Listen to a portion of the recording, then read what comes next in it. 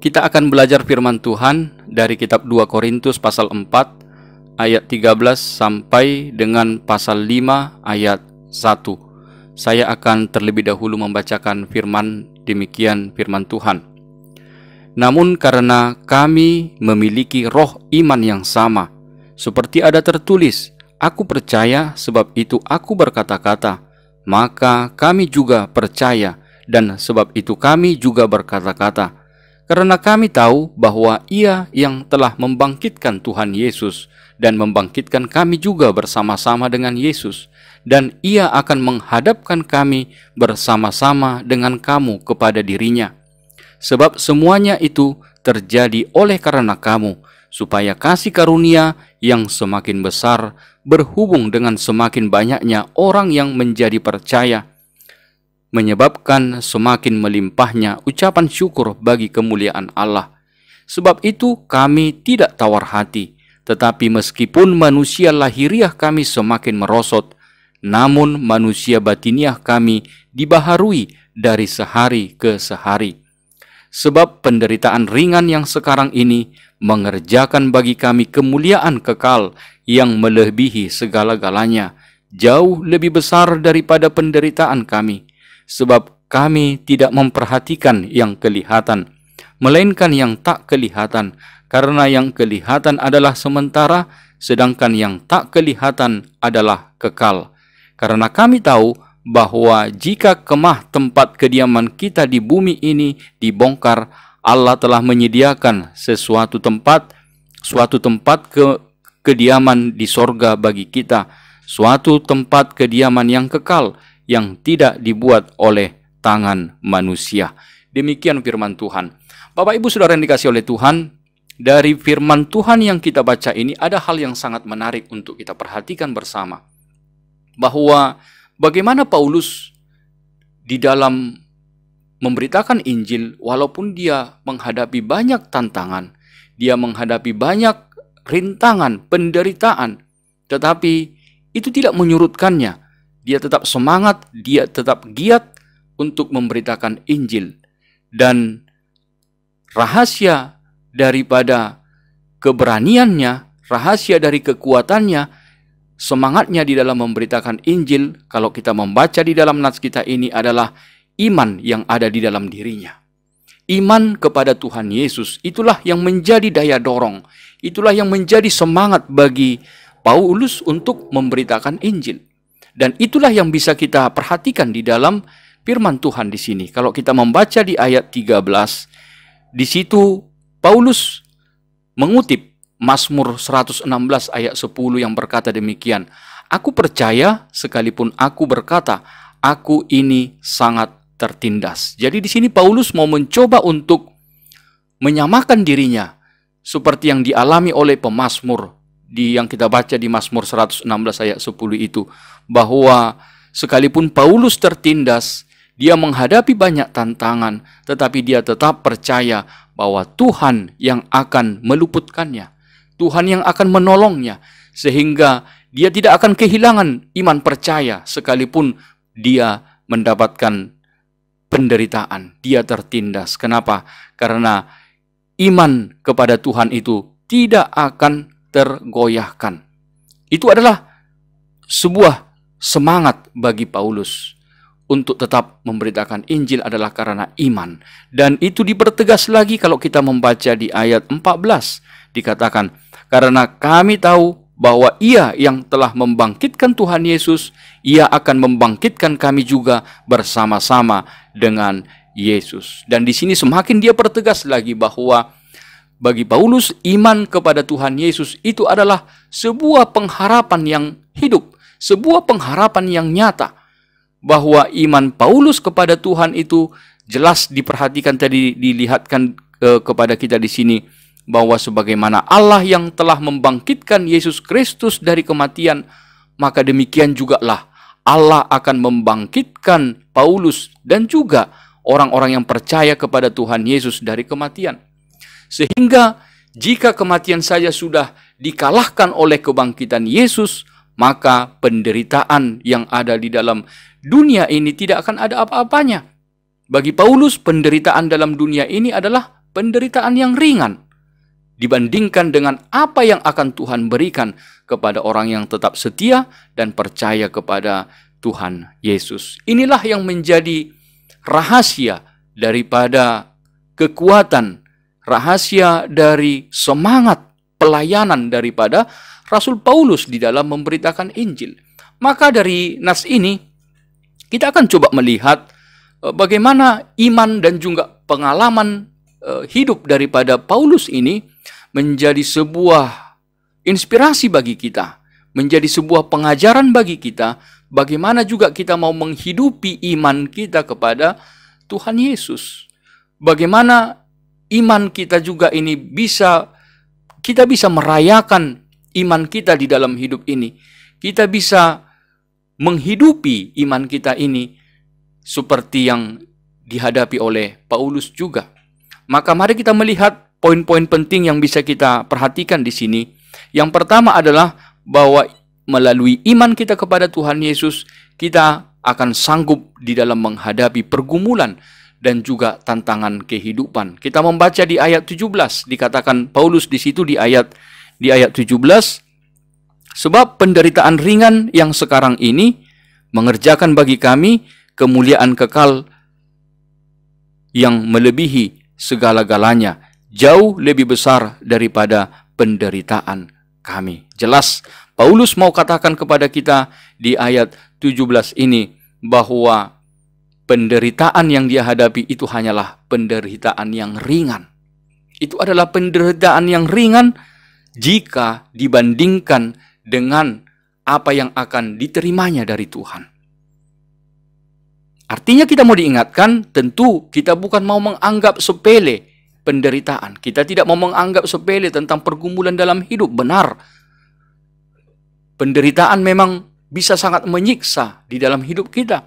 Tetapi kita mau diajarkan dari nas ini bahwa setiap kita yang percaya kepada Tuhan Yesus, setiap kita yang percaya kepada Tuhan, kita memiliki sebuah keyakinan bahwa Tuhan jauh lebih besar, Tuhan jauh lebih berkuasa di dalam kehidupan kita ini dibandingkan dengan pergumulan hidup kita.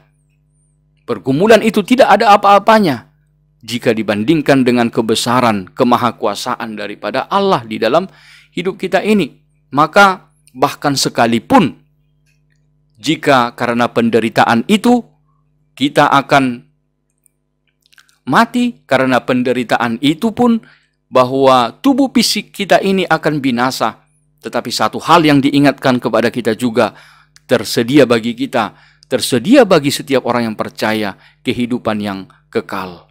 Maka jelas Paulus katakan kalau kita baca di ayat 16, sebab itu kami tidak tawar hati. Paulus tidak pernah merasa putus asa. Dia tidak pernah menyerah di dalam pergumulan, penderitaan apapun yang dia hadapi. Demikianlah dia di dalam menghadapi penderitaan yang dia jalani ketika dia memberitakan Injil. Satu hal yang dia pegang bahwa telah tersedia baginya suatu mahkota kehidupan. Telah tersedia bagi dia kehidupan yang kekal yang Tuhan sediakan. Bahwa kemenangan sudah ada di tangan kita melalui iman percaya kita kepada Tuhan Yesus.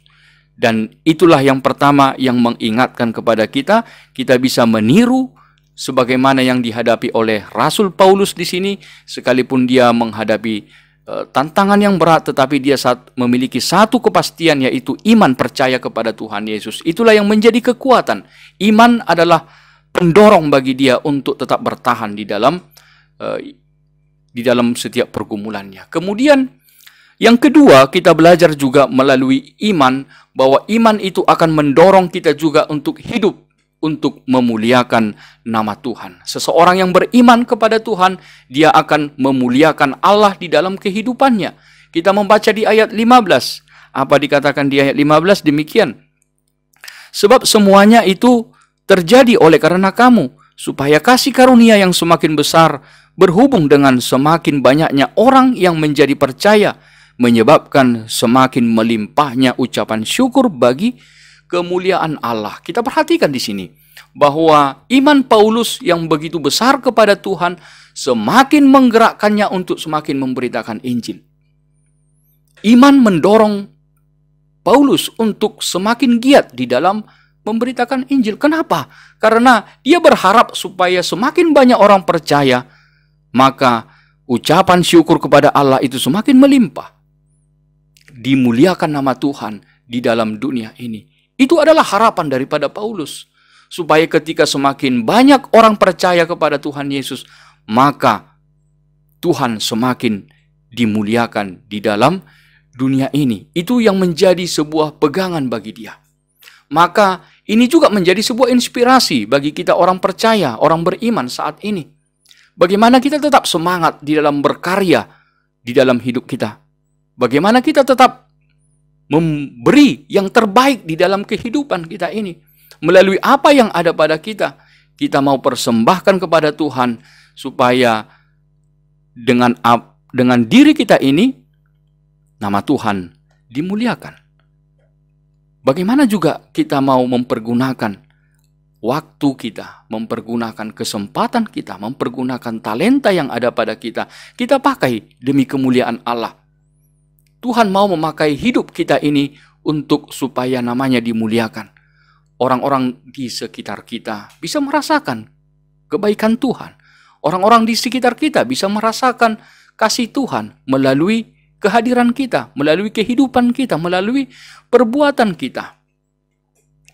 Tetapi sebaliknya, jangan sampai orang merendahkan Tuhan karena sikap dan perbuatan kita yang tidak berkenan, karena sikap dan perbuatan kita yang tidak baik sehingga membuat nama Tuhan direndahkan oleh orang lain. Nama Tuhan Yesus direndahkan orang lain karena perbuatan dan sikap kita yang tidak baik itu. Tetapi sebaliknya, bagaimana kita bisa memberikan hidup kita menjadi sebuah pelayanan yang berharga bagi Tuhan? Bagaimana supaya kita ini bisa dipakai Tuhan menjadi alatnya untuk kemuliaan bagi nama Tuhan? Mungkin seperti lagu yang sudah sering sama-sama kita dengar, hidup ini adalah kesempatan katanya. Itu lagu yang sudah sangat populer. Bagaimana kita mempergunakan waktu dengan baik. Bagaimana kita mempergunakan talenta yang ada pada kita untuk kemuliaan bagi nama Tuhan. Ya, hidup ini adalah kesempatan untuk memuliakan nama Tuhan. Bagaimana kita mau memakai hidup kita ini dipakai oleh Tuhan hanya untuk kemuliaan nama Tuhan. Dan yang ketiga, kita juga belajar bagaimana orang yang beriman itu hidupnya akan semakin berkualitas. Ya, orang beriman, orang yang percaya kepada Tuhan Yesus, dia semakin hari akan semakin berkualitas. Itu kita baca di ayat yang ke-16. Di ayat 16 dikatakan, sebab itu kami tidak tawar hati, tetapi meskipun manusia lahiriah kami semakin merosot, namun manusia batiniah kami dibaharui dari sehari ke sehari. Secara alamiah, kualitas daripada fisik kita, tubuh kita secara jasmani, pasti akan semakin merosot. Bisa merosot karena usia, tetapi mungkin bisa juga merosot karena sakit penyakit, ataupun seperti yang dialami oleh Rasul Paulus, dia menghadapi banyak tantangan, dia banyak didera, dia disiksa, dia dipenjara, dia sering kelaparan, dia sering kehausan, dia sering kedinginan, dia sering dilempari dengan batu. Ya, mungkin penderitaan bisa menyiksa, bisa membuat tubuh kita ini semakin merosot kekuatannya. Bahkan di dalam hidup kita juga, sekalipun sehebat-hebatnya kita menjaga kesehatan tubuh fisik kita, yang namanya usia, yaitu tidak bisa ditutupi. Tetap juga, sekalipun kita menjaga kesehatan, tetap faktor usia semakin hari akan membuat tubuh jasmani kita ini akan semakin merosot. Tetapi walaupun demikian, kita diingatkan oleh firman Tuhan di sini, seperti yang dikatakan di ayat 16 ini, bahwa manusia batiniah kita harus dibaharui dari sehari ke sehari. Artinya bahwa kekuatan tubuh kita bisa semakin merosot, bahwa kekuatan fisik kita bisa semakin menurun, tetapi manusia batiniah kita, manusia rohani kita harus semakin meningkat, harus semakin menguat hari demi hari, harus semakin diperbaharui. Artinya bahwa semakin hari, setiap hari, bahwa kita harus mengalami pertumbuhan rohani. Kita harus mengalami pertumbuhan secara kerohanian kita dengan semakin berhikmat. Kita semakin beriman kepada Tuhan, kita semakin dekat dengan Tuhan. Tentu itu, seperti itulah orang yang beriman, bahwa iman itu harus semakin bertumbuh di dalam pengenalan yang baik kepada Allah. Artinya bahwa jangan karena umur tambah, tetapi hikmat tidak bertambah, iman tidak bertambah. Tentu tidak demikian. Tetapi umur semakin bertambah, tetapi iman kita juga, pengenalan akan Tuhan juga tentu harus semakin bertumbuh. Artinya harus ada pertumbuhan, harus ada peningkatan dari masa yang lalu ke masa yang sekarang, dan pada masa yang akan datang kita semakin benar-benar semakin mendekatkan diri kepada Tuhan. Harus selalu ada pembaharuan di dalam hidup kita. Demikianlah firman Tuhan yang bisa kita renungkan dan kita pelajari dari firman Tuhan pada saat ini. Tuhan Yesus memberkati.